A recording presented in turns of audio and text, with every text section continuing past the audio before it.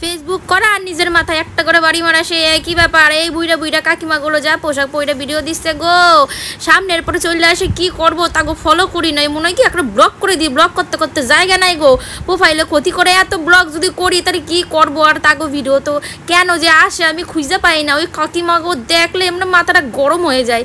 হ্যাঁ, কি করব, কিছু উপায় নাই, ফেসবুক ছাড়তেও পারতেছি না, করতেও পারতেছি না। এই ফেসবুক খুললে আপদগুলো যে কোথার দিয়ে জুড়ে বসে, মানে বলার কায়দা নাই। আগে তো ফেসবুকটা ভালো লাগতো করতে, এখন ভালো লাগে না, কিন্তু ভিডিও দেওয়ার অভ্যাস তো, মানুষ কয় না অভ্যাসের দাস, সেই হইছে আমাকে ব্যাপার। এই সব কাজকর্ম কইরা দেবো, সন্ধ্যাবেলার দিকে মারে নিয়ে বেরিয়েছি, মা বান্ধবীর সঙ্গে কথা কয়। তারপরে দেখো কালী পূজার প্যান্ডেল শুরু হয়ে গেছে আমাকে দুবুলিয়া। দুবুলিয়া হলো আমার প্রাণের দুবুলিয়া, এত সুন্দর লাগে দুবুলিয়া, আমার সত্যি করে ভালো লাগে, সব কিছু কাছাকাছি।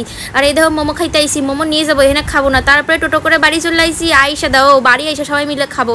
আসলে না আমি একা একা একদম খাইতে পারি না, বাড়ি গিয়া সবাই মোমো ঘুগনি খাইলাম, খাইতে খাইতে দিয়ে আমার সানবির দাঁত পড়ে গেছে। আমার সানবি এত সাহসী বলার মতো না, দাঁতটারে এক একা টাইনা তুলছে, আর দাও রক্ত বেরাইছে কত। তারপরে দেখো তুলা দিয়ে ভালো করে একদম দাবায় রাখছে, রক্ত বন্ধ।